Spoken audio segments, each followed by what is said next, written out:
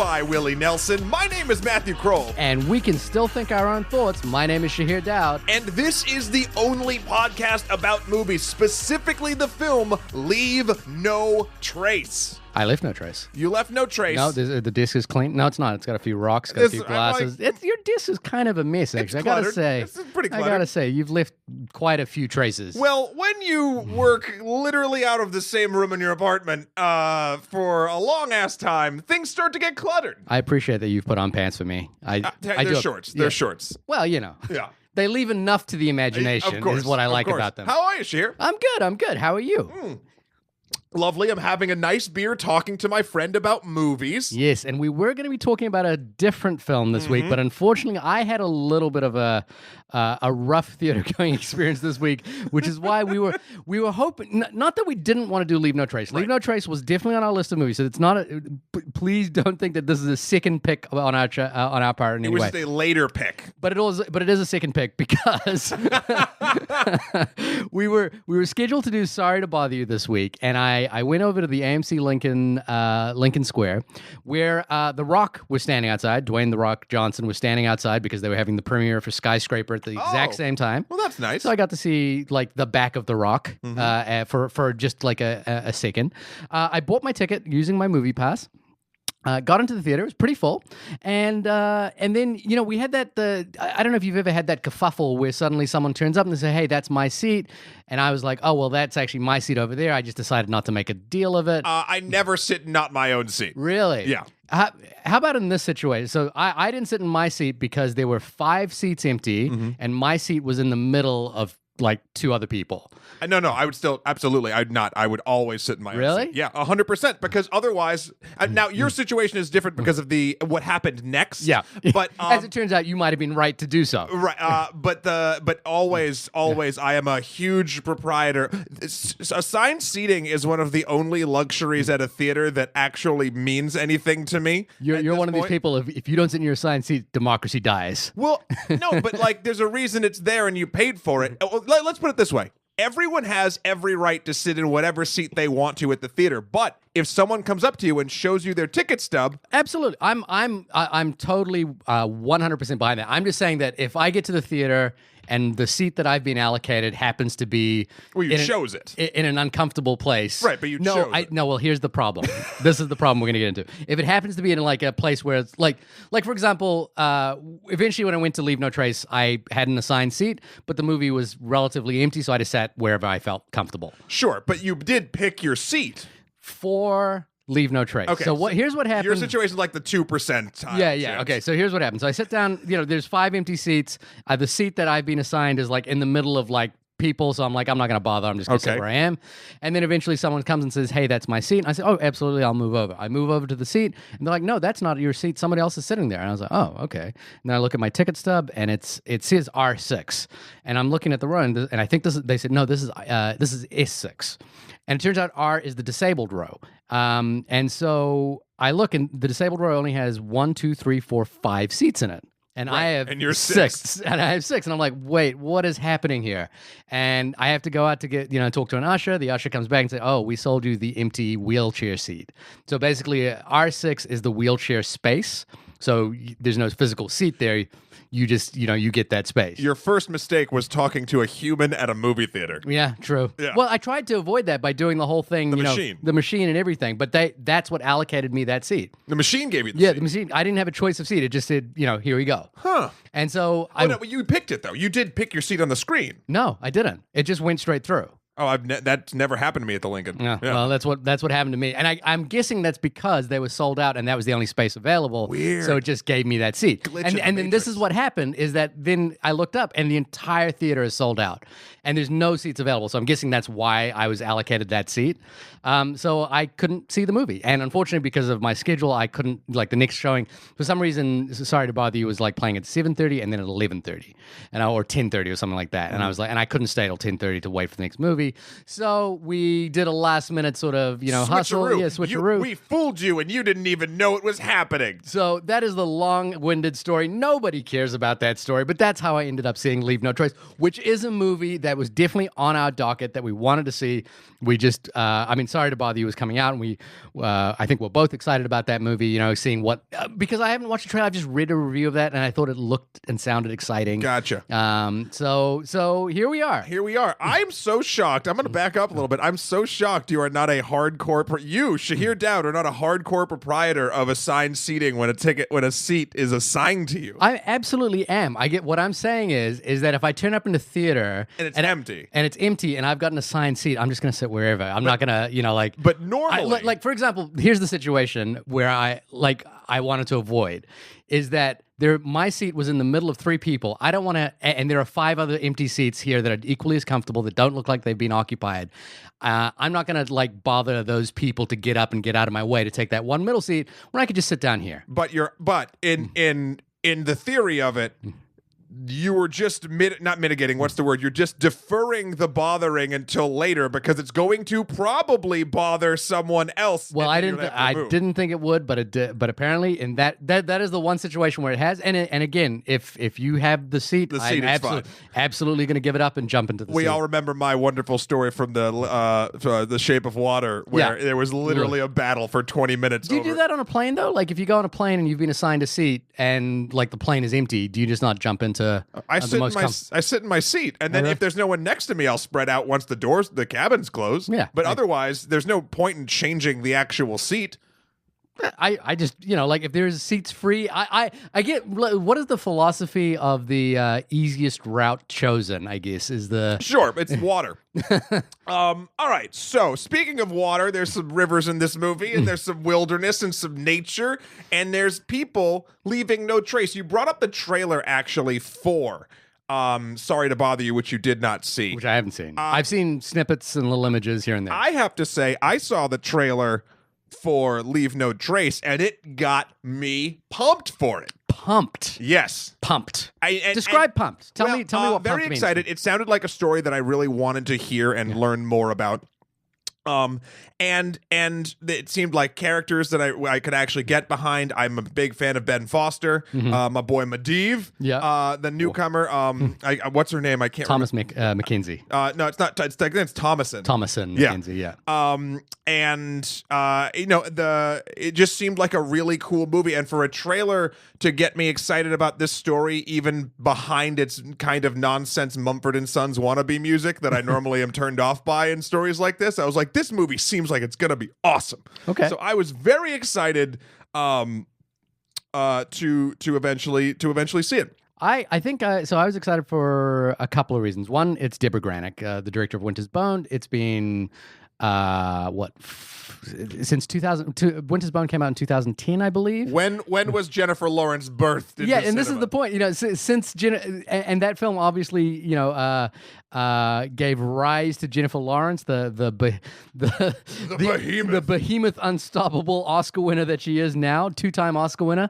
And in that time, Debra Granik has not made a feature film. She's made one documentary in the middle of it and has tried to get projects off the ground. And no one's doing it? And this is the first one that she's managed to get off the ground in that time. In the meantime, Jennifer Lawrence has obviously gone off and won 2 Oscars, been in 2 different franchises. Been Mystique. She's done it all. Yeah, and the Hunger Games and everything. So I guess I was just kind of excited to see Debra Granik back in again. Although I got to admit, I have seen Winter's Bone. I liked Winter's Bone. I didn't love Winter's Bone. It was fine. It was okay. I was kind of like, it was okay. Yeah. I'll never go back and watch Winter's Bone again. I just was kind of like, oh, this is the person who spawned, who she wasn't the first person to cast Jennifer Lawrence, but she was certainly the one. Jennifer Lawrence got an Oscar nomination from that and propelled herself into the A-list because of that movie. Well, I think she's a great caster. She knows the story that she's trying to tell, and she gets people that 100% are probably the best for the job. So and that was another interesting thing is Thomasin McKenzie is a New Zealander. And so you were double on board for this. yeah, I was like, oh, hey, hell yeah. And the interesting thing is she is the daughter of a very well-regarded New Zealand actress and now New Zealand acting coach by the name of Miranda Harcourt, who I have peripherally, like Wellington. Wellington is a tiny place. I was just going to ask, do you know them personally? I have met them. I'm sure they know who I am. Maybe. I definitely know who they are. Like people I work with them all the time kind of thing. Miranda Harcourt is the former head of a New Zealand acting school, Toi Whakaari, which is the main drama school in New Zealand. She was a famous soap actor for a little while earlier in her career, and then sort of switched more into acting coaching. And she does a lot of it. She's done a lot of it for Lord of the Rings, for The Hobbit, for Taika Waititi. His name in New Zealand was originally Taika Cohen, but it's Taika Waititi now. Well, it's sort of that's slightly backwards actually. His original name is Taika Waititi. His stage name was Taika Cohen. Then he went back to Taika Waititi when he directed. Anyway, right. So she is really.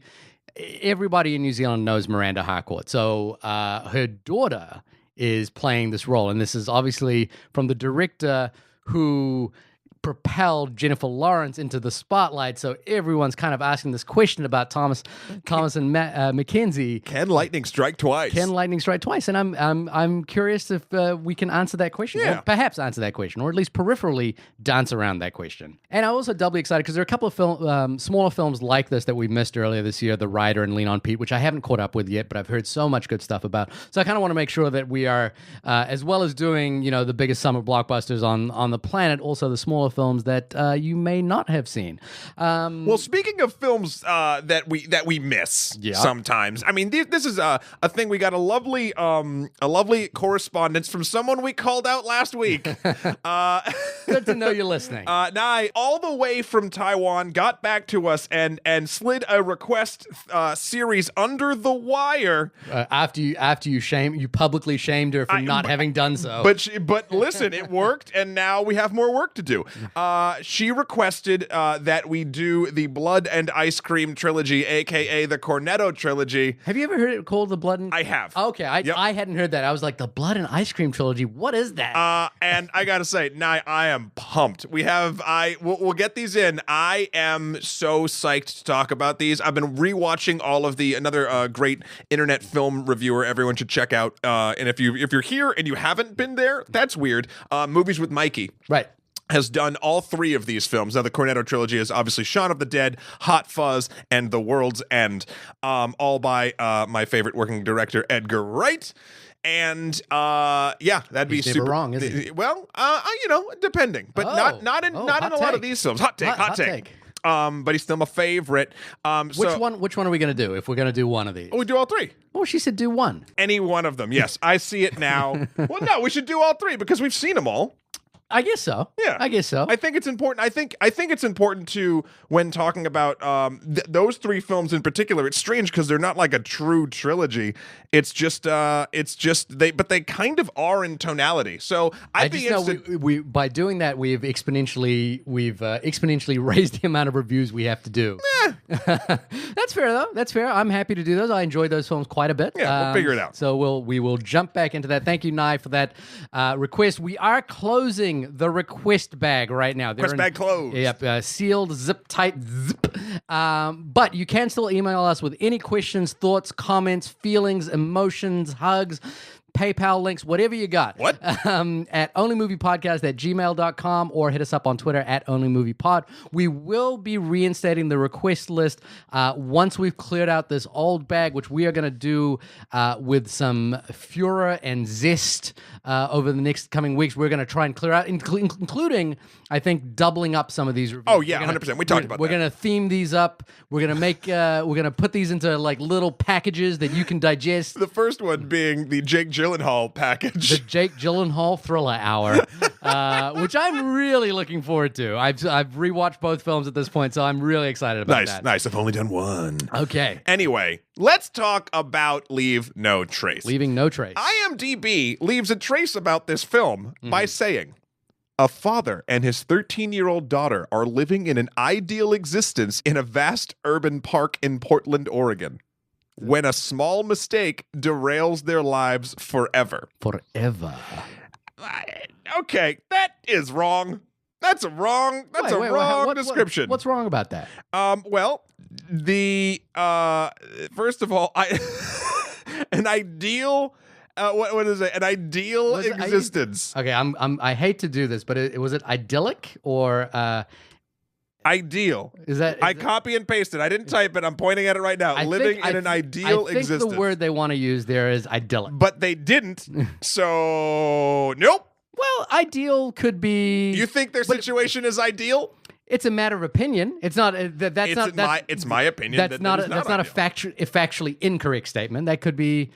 For them, actually, due to the things that happened in this movie, it is factually true. Well, but at what point? Like at the point of which when it's removed from them, that's when we learn that it was less than ideal according to other people. But before that point, I mean, they're living an ideal existence. I agree. It's not the phrase I would have used. I would have used idyllic.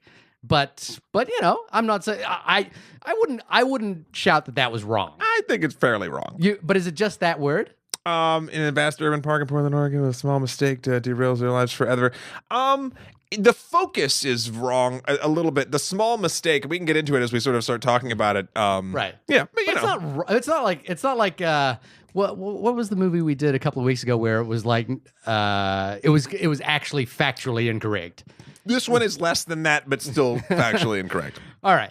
Yes, the first narrative film from Debra Granik since 2010's Winter's Bone. This is obviously not her first feature film. She's done another film called Down to the Bone. This is the first non-bone orientated film on her list. She could have had the Bone trilogy. Oh my God, she could have. There's such a missed opportunity there. So much work put in to get to the end of the trilogy. Could have been Leave No Bones. Leave No Bones. Yeah, Bone No Trace. Bone. No, that's the first one. Yeah, I guess the first one's Bone probably No Trace better. sounds like a porno. Matt, how did you? Give me your first impressions of Leave No Trace. So first and foremost, again, like I said, the watermark was high. I love Ben Foster. I liked all the stuff I'd been hearing about it. The premise was super interesting. I think survivalists are, while it is something that I don't think I could ever truly do, at least in this day and age. Are fascinating to me. And so any look into that sort of world is obviously very interesting on that part. The acting in this film is phenomenal. Both Thomasin and Ben Foster kill it. They are believable. And they stick to what they're doing. That sounds like acting. Well, yeah, but the acting. I have a weird sort of relationship with the entirety of the film, but I'm choosing my praise carefully, and I will choose the things that I choose to nitpick carefully as well. Okay. I think the film looked great and felt very what's the word I'm looking for? The spaces whenever the film was in either the woods or the enclosed houses or whatever, that was shot in a certain way that tried to give you the feeling that Ben had either happy or nervous or, on edge or whatever.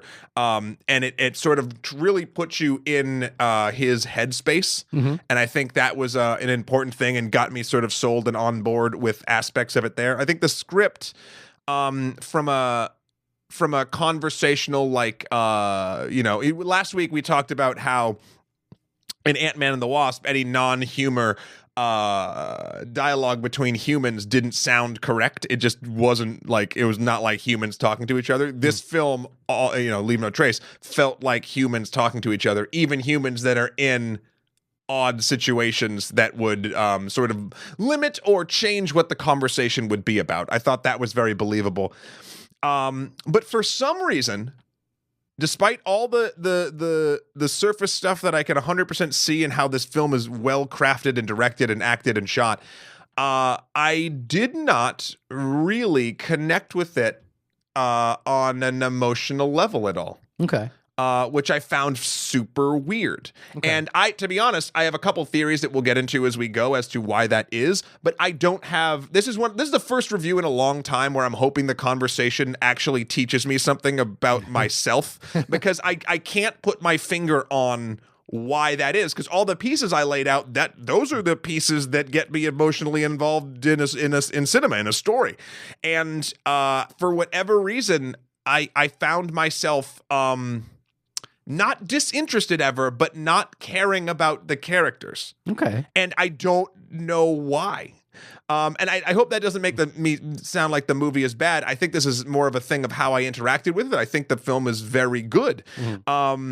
But it did not grab me in the way that I hoped it would, and the way that the feeling that the trailer gave me was not the feeling I left the theater with. Okay. Which is strange.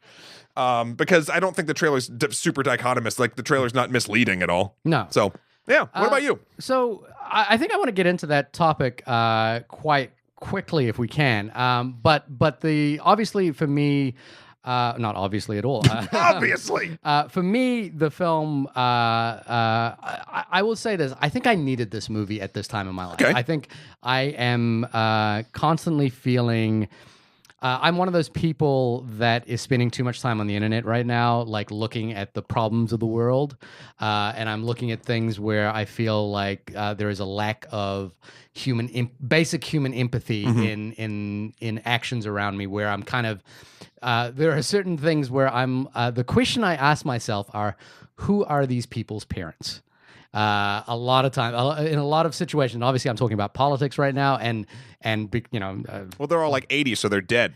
But in that sense of, like, say you did something really awful and egregious and your parents knew about it, I'm pretty sure your parents, my parents certainly, would be like, hey, cut that shit out, or like they just wouldn't stand for it, kind of thing. Yeah, but like, not everyone has that kind of parenting environment growing up. And I feel that, I guess that's just the question I've been asking myself a lot about things that are happening in the world today, where I'm like, where are your parents? Like people who should know better. Or they're exactly the same, and they'd say, "Good job, son or daughter." Like, and that's probably more accurate. So. And to that extent, there was an interesting article that I read from Dave Eggers. Dave Eggers is an author. He wrote a wonderful book that I've read called A Heartbreaking Work of Staggering Genius. I think he was on a Pulitzer Prize list for that. Ooh. And he wrote a film that got made into a film last year called The Circle with Tom Hanks, which I heard is awful. But he is a wonderful writer. Not his fault. He is a wonderful, wonderful writer. And he wrote this article that I thought was really interesting about the fact that this is the first White House in recent memory that has almost no focus on the arts. And he made the article kind of basically talks about how, in the Obama administration, in the Clinton administration, going all the way back to the Reagans, the Carters, and the Bushes, were all passionate about the arts. They would invite people over to perform. They would George W. Bush would have a reading contest with Karl Rove every year to see how many books they could read each. Like they were champions of the arts. The Obamas were particularly they championed poetry a lot. And I think here's one thing that I kind of wanted to pull up, and this is going to lead into the film. Sure. But here's what Eggers writes. But admittedly, at a time when Mr. Trump's policies have forcibly separated children from their asylum-seeking parents, taking the most vulnerable children from the most vulnerable adults, the White House's attitudes towards the art seems relatively unimportant. But with art comes empathy. It allows us to look through someone else's eyes and to know their strivings and struggles. It expands the moral imagination and makes it possible to accept the dehumanization of others. And makes it impossible to accept the dehumanization of others. Mm-hmm. When we are without art, we are diminished people, myopic, unlearned, and cruel. And that makes sense. Yeah, and there was this thing that I thought was wonderful about this film was that it is not filled with characters whose struggles we necessarily understand, but it is done with such a gentle narrative touch that it allows us to empathize with their issues. And I think that's what I found kind of touching about this movie is that while I, as a parent, I obviously have qualms about what Ben Foster's character is doing, I also appreciate that he's still a parent, and I see the humanity in him, and I see the humanity of the problem that he's struggling with, and that his daughter Tom, they call him Tom, is going to have to struggle with. But the film does it with such a gentleness and such a sort of lack of histrionics, such a lack of trying to force the issue that it makes it it allowed me the space to empathize with what was going on. And I just kind of needed that at this moment. I needed a film to kind of just gently glide me into a world and let me feel out what's going on with these characters. And I think that was the most important thing for me when watching this film, is that I felt that the film gave me the breathing room, while still rich and full of metaphor and sort of beauty in every corner, and you know, the sense that there was a guiding hand behind this. It still gave me, it was a very gentle nudge into this world. And I feel the reason this film worked for me, particularly, there's one central conflict to this film that comes to a head at the end of the movie, and it comes to a head with such a sort of ease and naturalness and sort of an unafflicted kind of sense of drama that it just that I found it kind of snuck up on me. I was like, oh, I knew this moment was coming. I didn't realize it was going to happen at this particular moment, but I can see why it's happening, and I really need to know how this is going to play out. So for me, the thing that really made this a powerful experience, and an emotional one for me, is the sense of empathy for characters. And I think what's interesting about that is the film does that across the board. So what I think maybe one of the things that I really responded to was the fact that side characters in this film felt genuine and true and authentic and were just trying to help, and everyone felt sincere. And I just loved that kind of sense that this was a world where people were just trying to figure out the situation. So that was my response to it. I think what you just described actually is where one of my problems lies. Right. Because so this world, you're 100% right. It is gentle, and it lulls you into the story, and that is a good and comfortable storytelling style. The thing that I found, and maybe it's in the world building, is that every character in this film, every side character, is literally there and designed in the story, it feels like, as a positive thing or a thing to help Will and Tom. And that sets me up already to sort of have a bit of a chink in the armor of a story, in the sense that, like, literally everything, and to the point where, like, in the beginning of the film, when, like, oh, they're dealing with the guy who lets them live in their house first of all, or then they get to the truck driver, but, like, everyone is so fucking moral and good and treats them kindly and gives them charity and does all this stuff. Like, I was like, well, there's zero external conflict really when it comes to sort of like an actual danger to them at all. It's all internal. It's all a struggle of them sort of adapting, but it made the world not feel like something I could latch onto, because it's so, not only is it so separated from our current world, which is also a fucking funhouse of horrors, but like it wasn't even like a happy medium of what I'd actually think like a reality of a situation would be. And it also, because everyone was so good and altruistic, and side note, let me just say, I'm not trying to belittle the actors' performances in doing this. They all individually felt believable. Right. It's when you put them all together that I kind of was like, it was almost like seeing the cracks in the facade of something, or like being like, this is too perfect. What's going on? Right. But that actually started making my focus go back more towards Will. Right. Because at the center of this, even though it isn't, well, here's the deal. We are led to believe through machinations of the story that we don't know exactly how or why he was in the service. He has post-traumatic stress disorder, or we don't even know if he's diagnosed with specifically that. He just has issues. He hears helicopters and wakes up at bed, and he feels the need for some reason to live in the woods in a survivalist fashion. Mm-hmm. Twofold. One, because everyone else is so perfect and just trying to help them in the most comforting ways possible, down to the government acting like a kind soul, trying to set them up in a home that they would be comfortable in. Like, you're secluded, you're by yourself, you're going to work on this Christmas tree farm. Like, it was all like too saccharine in a way. Like, the government's not doing that. And so then I was like, everything's sort of focused on Will, everything's working towards Will's favor. Right. And so when Will eventually, and we'll still slowly get into spoilers a little bit, when Will starts to reject things and then makes his daughter reject them with him, it doesn't make, but like they're so connected that, you know, she leaves as well.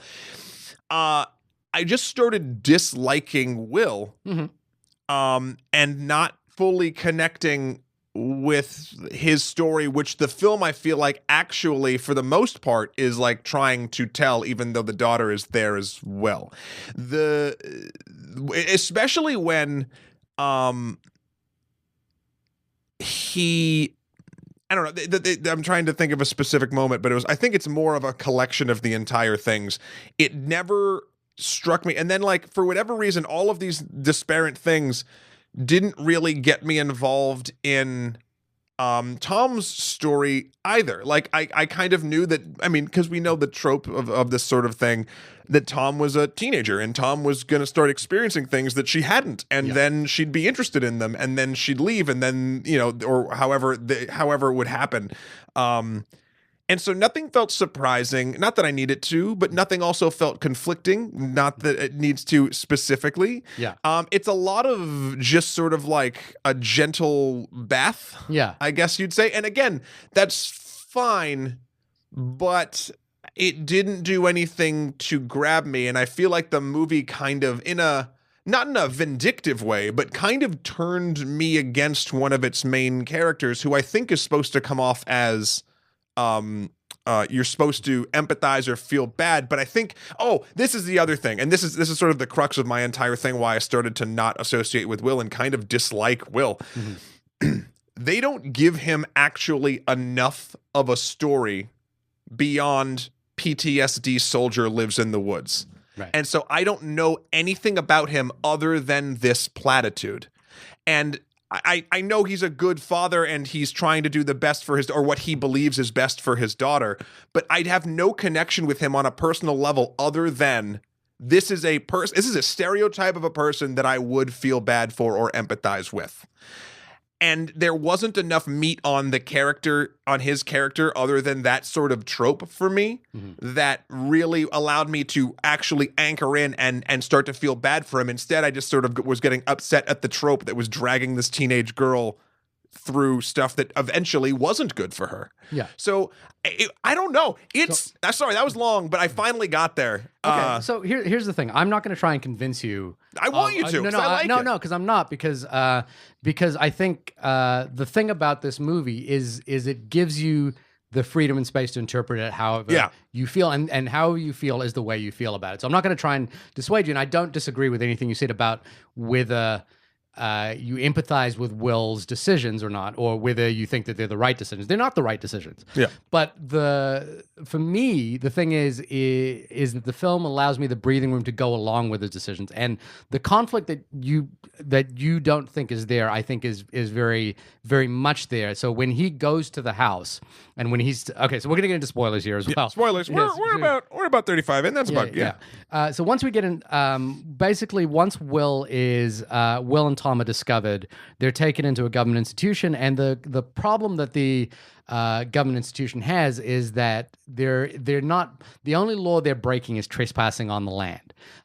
She's not in any danger. Her academics are above where she needs to be at this stage. There's no signs of abuse.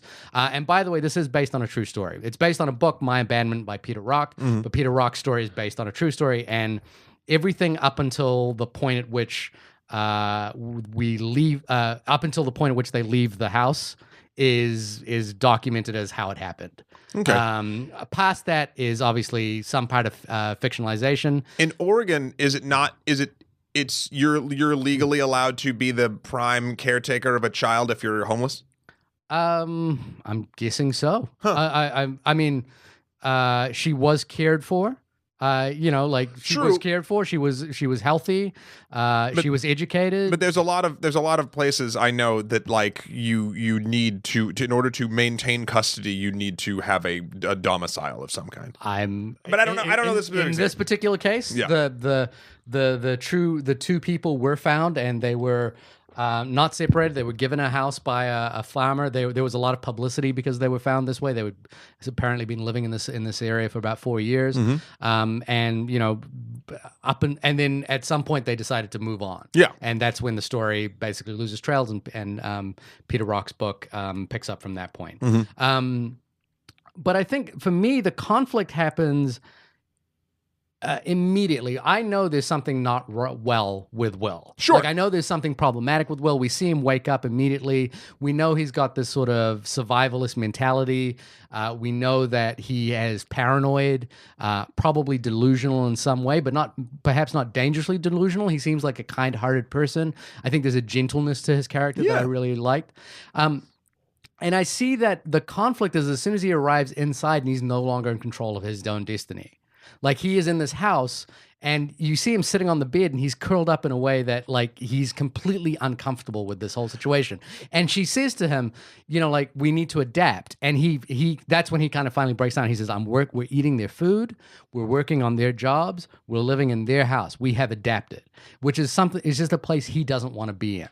And I think the entire crux of the film by the end of it is leading us to a point where is that he kind of abandoned that feeling, no matter how much he realizes it's bad for Tom. And by the end of the film, the final conflict, that's when you know that these two characters are heading in different directions. Oh, She wants to stay, but he can't stay. He is not psychologically equipped to live in this house and live a normal life like this. He needs to be out on his own as a master of his own destiny for whatever reason. He's got that survivalist mentality. So I think that point about I didn't need to necessarily understand every decision he made, but I didn't feel like he was putting her in danger, and I didn't. Except he does. He does put her in danger. Yes, you're right. Towards the when they go out, like the end of the second act, yeah, the beginning of. But I didn't feel like he was doing it from a malicious place, and it was negligent place. I was interested to see how that conflict was going to play out eventually, because it was going to play out, and it does play out, and it resolves. So I am okay with, like, I guess I'm okay with characters doing terrible things. Maybe you know what I mean? Like, it doesn't take me out of the film. And it's funny, we're talking. I think another thing as you're talking is bringing up that sort of took me out of it, and I think this is more of it's not a strike against the film, but something that takes me out of stories when it happens, is a lot of stuff in this script. Actually, it's interesting that there's a book up to a point, and then it's just sort of, or like there's a true story up to a point, and then there's a narrative that happens right after. Because after they leave on the bus to leave, everything that happens to them is, and then they happen to come across the most helpful person in the world. And then something bad happens, and then they happen to come across the most helpful person in the world. And then something bad happens, and then they come across someone that's the most helpful person of their specific situation. Like, if someone's hurt, there's an army medic. If they need a ride, there's a kindly truck driver. Like, it's all very convenient in a weird way, and that convenience, again, while it lulls the story together in a very, like, smooth way, it also I'm always looking for the conflict in a story that I'm watching. And so when there's no other conflict anywhere and everything is very convenient, I'm going to focus back probably harder than I should on the one spot that I disagree with, that is the side of the conflict, the internal struggle that I disagree with. And that makes me lose empathy toward a character that should be empathetic, or that I feel like I should empathize with. I don't think so for me, I guess the thing is I don't need to understand his motivations to empathize with him. I don't either, but the world that sets up around is sort of like the magnifying glass. And here's the thing, is I would say that the most convenient and most sort of feels like a writerly thing is actually the thing that happened, which was that they arrived at, a government service, which then found them a home, with a kindly farmer. That feels like the most odd thing to happen, but that's the real thing. That's the one I don't feel as weird. Well, part of it is, but for different reasons. Imagine if they were African American. That's my point. Yeah. I have a whole other section about that. Yeah, but I'm saying that government housing thing, I don't know how it would play out, but imagine that whole scenario if they weren't white. Yeah, exactly. I mean, just to say it out loud. Once you told me that it was a real thing, I was like, that makes actually more sense narratively because it's publicity stunt. That's what it is. There's a father and a daughter live in the woods. They discover them, and now the government has them. And of course, some farmer who owns a Christmas tree things would be like, "Oh, this will be good for my business if I let these people stay in my guest house." I think that's unfair. I think that's an unfair way to characterize what possibly happened, which is that people were like, I think the thing that I'm saying is probably realistic is people have more empathy with people that look like them. Oh, 100%. I'm saying that's 100% true too. To say it's a publicity stunt, I don't know about that. I mean, I'm saying that narrative of why. Like, here's the thing. Is it likely that or I'm talking percentiles, right? So yeah, it's possible that they were just good people that wanted to take some people in. It's also possible that they were good people because the people they were taking in were white. It's also possible that they did it for some sort of betterment of their own thing. And I think the percentiles increase on that scale just based on how I've dealt with humanity. But also, I don't necessarily think the film it doesn't invite that kind of, like the film itself doesn't suggest that farmer, for example, is there just because he's trying to get publicity. But we were talking about how that sort of felt odd, and in my head, while I was watching the movie, I'm like, this feels odd. Why? And by that point, you also are not conditioned to know that everything always works out and they meet the kindest person in a row. So it's the first sort of odd moment of like extreme kindness, right? That I was like, okay, this feels weird, but I'm saying because it was a real thing, I can think of actual real world situations why that might happen. So the thing that I think I wanted to sort of touch on there was that was like an oddity to me. Okay.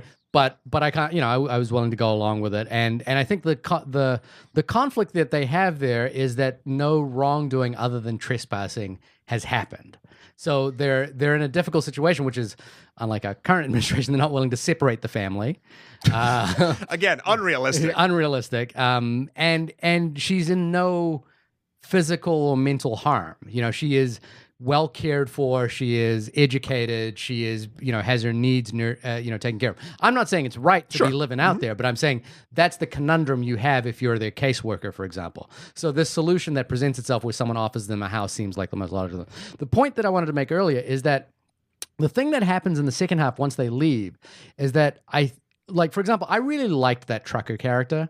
I really liked that trucker character pulling her aside and saying, "Hey, are you in any danger here? I need to," and he's like, he's conflicted about it. He's like, "I need to know that I'm doing the right thing. Yep. I want to help you out, but I need to know that I'm doing the right thing here." And, he makes a decision. He goes on a limb for her. The thing that I think happens later on was they eventually get stuck out in the woods. They find a cabin. They survive that. He goes out to go grocery shopping, doesn't turn up. Doesn't come back, so he's injured in some way, and she finds help. It does that part doesn't seem unrealistic to me. That people see a girl saying, "My dad's in trouble." Would you not help them, or would you not expect people not to help them? I'm saying again, it's the combination of all these super altruistic people being there exactly when they need them in the perfect situation. Not only did the father fell and hurt himself, but it was right near a 4-wheel path that people just so happened to go down. I mean, you got to understand. Like, I'm not obviously West Coast, but like, I did a lot of sort of like wilderness, either hiking or actually 4-wheeling or dirt biking on trails like this. And like, there's not, convenience wise, there's not a lot of shit around these trails all the time. Right. Like it's not something that's sort of like, the woods is big is what I'm saying. Right. And so then not only do you plausible that she could find someone else in an area where people plausible, hike? But then it's to add that with the super altruistic truck driver, to add that with the super altruistic farmer, to add that with the super altruistic government agency. It's the addition of all of them together that start to chip away at my believability of the situation. I can totally understand that. I think the thing that I found interesting is that what really works for me here is Debra Granik's direction and the way that she casts these people that feel authentic to these areas. 100%. And it's like that trucker doesn't feel like a side character. He feels like a character that has his own life. Like, I feel like I know that he drives up and down, and then he's found this situation, he's trying to deal with it. And the thing that I think is really powerful about when they end up in that trailer park towards the end of the film is that everyone there seems to understand the PTSD, and they have a conversation where the woman's played by Dale Dickey, who's also from Winter's Bone, says we need to get a doctor, and Tom says no, we can't get a doctor. You know, he can't go to the hospital, he can't get to the doctor, and you know, she's not quite on board, but she kind of gets it, which is why she gets the medic from the military medic. That's gonna two perfect people in the situation. I think that's being reasonable to the situation, and like she doesn't strike me as like someone who's coming out and suddenly being like the perfect situation, the perfect solution to this problem. She just has a solution which is empathetic to what they need because two reasons. One is she herself, as we later learn, has someone who is a survivalist who's out in the woods who has not come back in many years that she keeps leaving food out for. And second, she knows this medic who recognizes people with PTSD. How convenient for these characters to find these people that can actually take care of the situation they are exactly in the perfect way. Like do you think that people who have been in the military understand other people that have been in the military? Sure, but again, we're talking about very specific things through, and again, it's not just these characters, it's everything we've talked about. Whatever trial or tribulation these characters get into, and I'm sorry, I don't want to try to convince you not to like it because I want to like it. Yeah. But it all felt from a and not a dialogue and not an acting and not even a directing thing. I think that my problem with it honestly is a script bones. Yeah. Is a bones of the script problem. Yeah. And that is everything feels convenient to me. Everything that's a problem feels incredibly convenient and is solved within 10 minutes or 5 minutes, except the main thing, which I think the movie wants us to focus on, which is the emotional journey between Will and Tom. So I won't disagree that there is a lot of nice people in this movie. Yeah, well, you can't. But that's kind of what I responded to as well, is that everyone felt authentic and nice and empathetic, and the film also felt nice and empathetic towards what the central conflict of this film was, which is that these two people need to part ways, and that's what the head of the film is. Now, I didn't find the sort of conflation of good people trying to help them out to be problematic. I found it kind of pleasant and enjoyable, and I found each of those characters completely realistic and true to the scenario. Like I felt that what I liked about it was that I felt that was a real trailer park, and those were real people in there, and that's how they would respond to someone like that. So I think that, again, it's individually you take situations, and yes, I think that is a place that could exist. But then exponentially, as you add in these people and these characters and the way that they are the perfect balm for whatever is going on and be just super altruistic, it gets less and less likely, and it breaks the story down for me.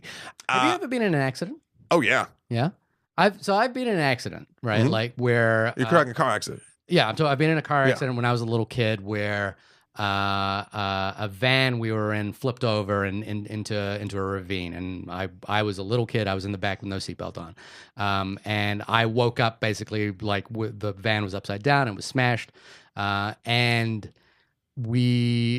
my brother dragged me out of the van, and we came across, like we were quite far down, but someone saw us and picked us up and took us to a hospital. The hospital workers all helped us out. They found our they called my parents. This was in Fiji. They called my parents. They got us home. Everyone looked after us. I guess, so what I'm saying is, it doesn't seem implausible to me that there are good people. And one thing I guess is there are more good people than bad people. Like, sure, but there's not. What would you expect the inverse of any of these situations? Sure. Okay. You're talking about accidents and things that you've been into. I'll tell you mine, and I can sort of... It's not a pissing contest, by the way. No, it's not a pissing contest, but like, it sounds like you had a bunch of like really nice, awesome people around you in a specifically horrible situation, and that's great. Yeah. In my 2 or 3 life threatening situations that I've been in my life. I have not had that. I was in one car accident where I was T-boned. I was a passenger in a car, and my back and neck were sort of messed up a little bit from it, and they took me into the hospital. They took me to the wrong hospital, and then in the actual ambulance, the dude was literally just fucking with me. What do you mean fucking with you? Like literally like shining the light, like, you know, you do the light thing or whatever, and I did answered all the stuff, and then he kept like laughing and shining the light in my eyes, and I was like, what are you doing? He's like, oh, just making sure, ha ha ha. And I'm like, okay, dude. And then in the doctor's office, they literally didn't have me strapped. Oh no, sorry. They found out that I wasn't strapped to like the right board, and like possibly that like my back, basically the EMT that came and got me was kind of negligent and not great at his job, or didn't care specifically about that moment. I've had other situations where when my lung collapsed when I was 18, they injected me with morphine, and then rather than wait to see if I had any reaction, left, and the morphine literally almost killed me if my mother didn't go screaming out of the room to tell them that I was about to die, because guess what? I'm allergic to morphine. So again, there's lots of helpful people in my situations that I'm talking about that I feel that people do want to help. Overall, I 100% agree that people as a whole are good, but not everyone is not only super altruistic, perfectly trained and never makes a mistake, and the exact right person for the job at any given particular moment. And this movie, other than the dynamic of Will and Tom, every other character is basically written to be the perfect solution for a situation, to hopefully drive us toward seeing that Will still can't do it, even in this perfect situation. Again, I want to go back to the thing that you said about what if he wasn't white? Yeah. This whole thing this wouldn't be what this is. Could you imagine Will's character, like, you know, not even, I don't want to say like if Will was black, because he would have been black his entire life, but like, could you imagine Will trying to instantly deal with that sort of thing, like even outside of all of his own stuff, like all of his stuff, because everything he's surrounded with is entirely helpful. It seems, even though it is in his head and it's 100% real to him as a character, seems minuscule to the actual world around him. Right.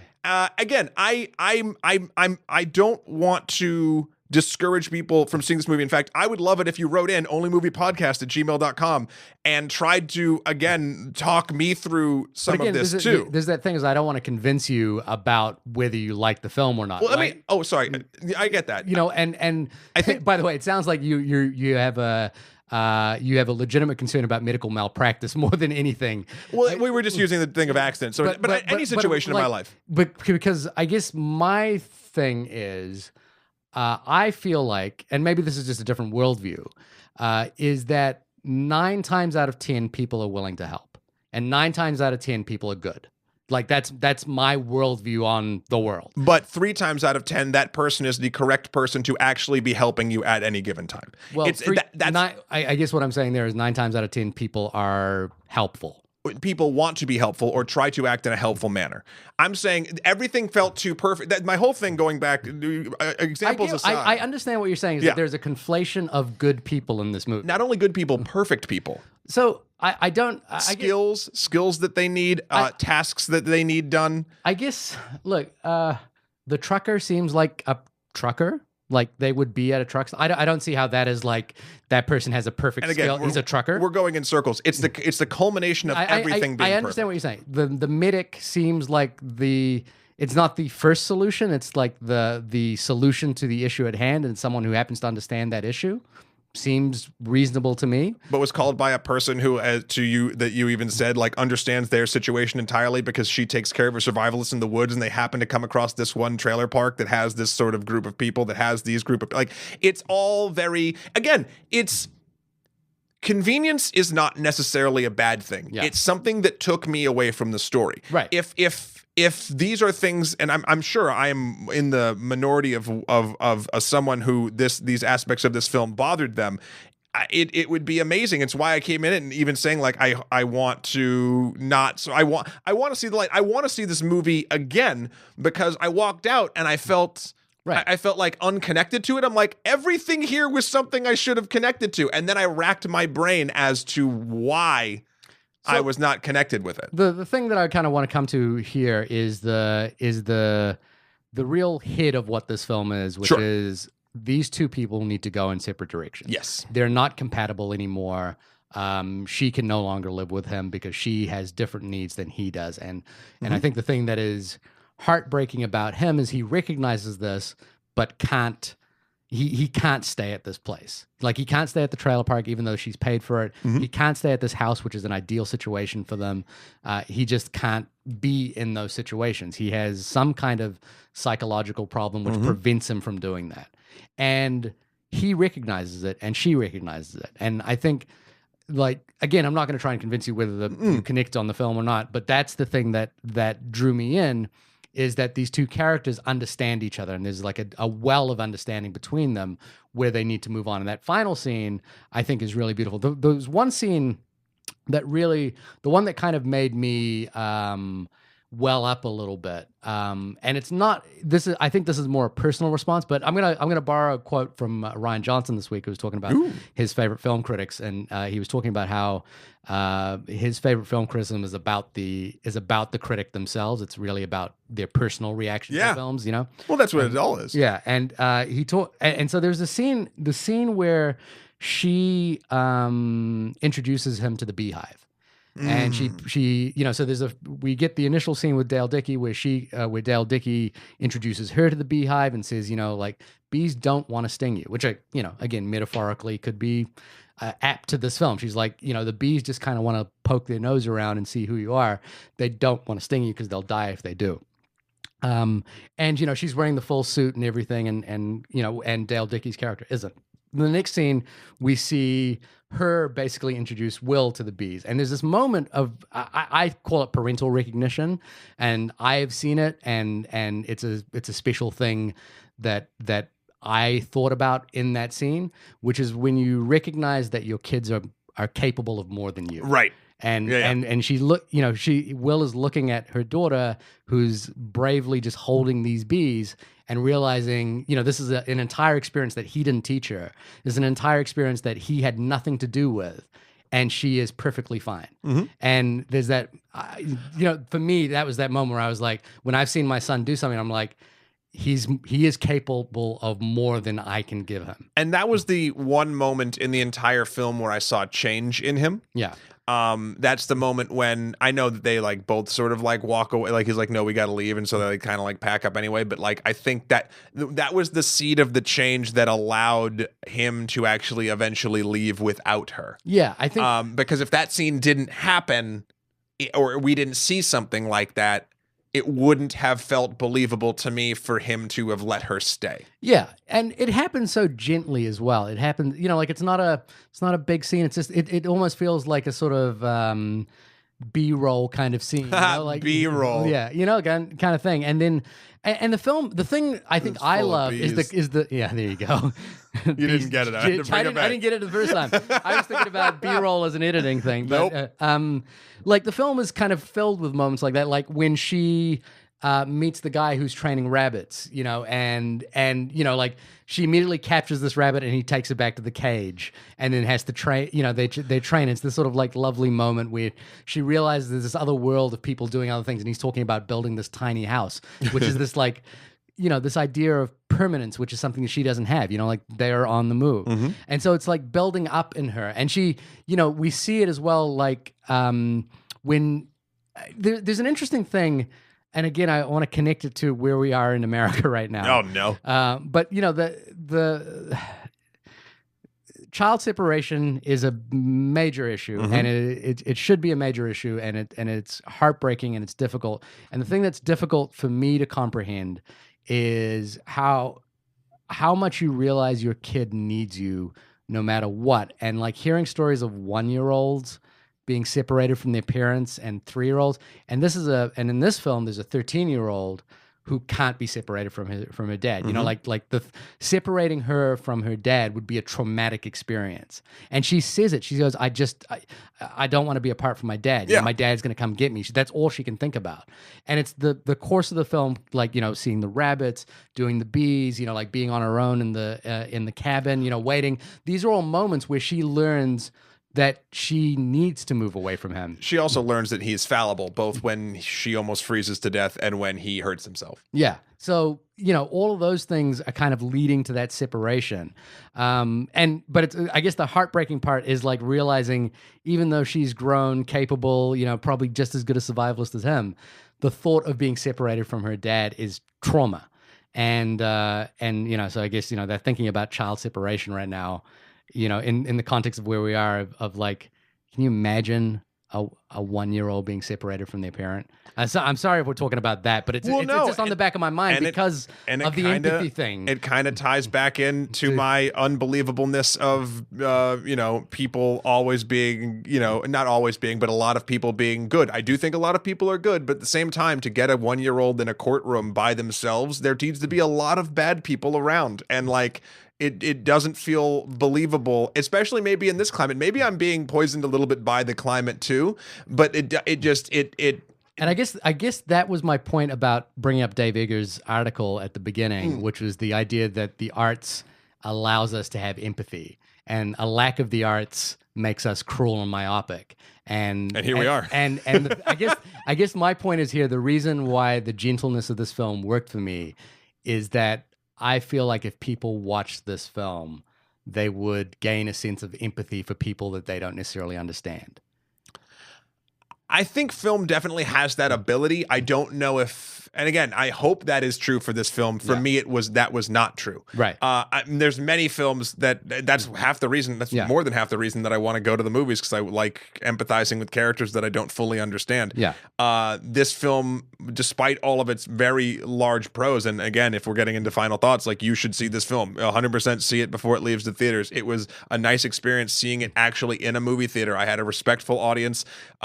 Everyone was sort of, quiet at the right moments, and it's the kind of film that you're not going to get a lot of chuckleheads in. So like, it was a good experience overall. I just, I can't say I connected with it, and I think it's because of all the reasons that I said. Some of the conveniences I perceived, and also the fact that I tend to empathize more with characters that. I don't need backstory. Backstory is the wrong word, but I need to know that they're more than a perceived, very well acted trope. Right. And that's what I got from the Will character. And I don't know what the extra, like the X factor is. I can't place it because there's so much done right in this film. It's almost like an entirely wonderful machine was built, and for me, like, I just don't have the key to turn it on, right. and it didn't give it to me, or I can't find it, or something.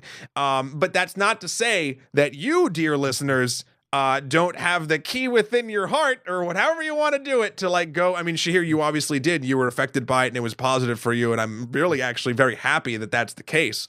But I do think overall, final thought, go see the movie, and I think the majority of you will like it and have the experience that Shahir that you had. Yeah, I mean, I just, like you said, there is a I think I'm coming at it from a point of view which was, I needed an empathetic movie this week. Like, I needed something like this to take my head out of the world for a minute.